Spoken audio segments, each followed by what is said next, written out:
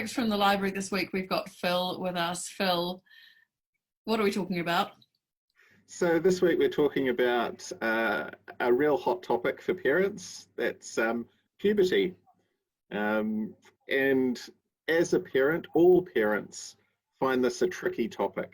And the library's got some great resources to support you in having conversations with your kids about what puberty means, all the changes that kids go through, and how you can communicate with them during that time. So yeah.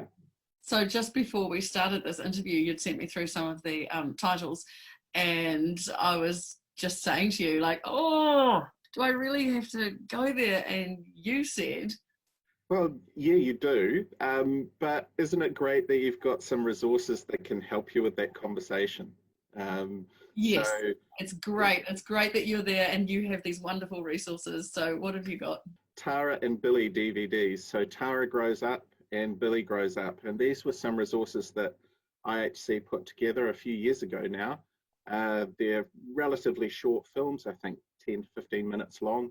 They're a good conversation starter. So as a parent, you can watch the film first through, get an idea of what it's going to be about. And then you can sit down together with your adolescent and watch the movie together.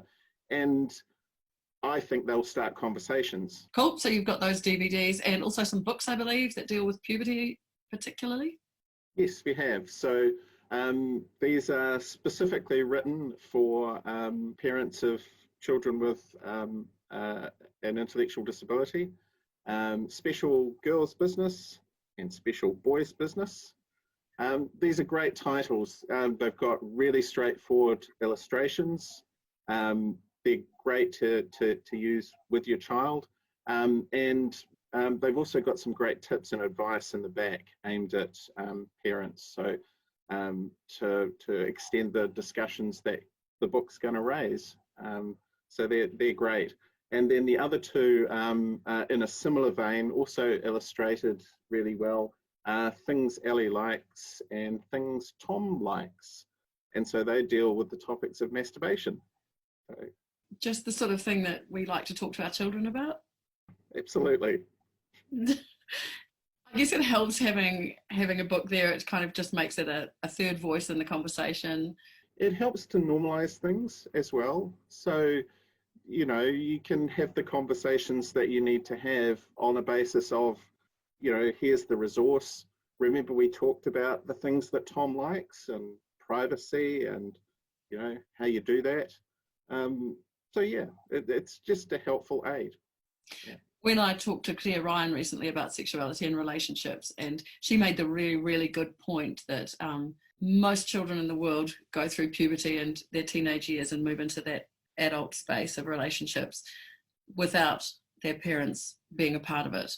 And sometimes for us, we may have to be part of that part of our children's lives, whether it's uncomfortable or not, but it is important that we do actually address it and acknowledge it. It's hard to talk about. It's easier to talk about, ironically, things like anxiety and other emotions, I think. But yeah. This isn't something that's going to change over time either, is it? These topics, No. or do they change over time? I don't think so. I mean, the mechanics and the physical aspects don't change.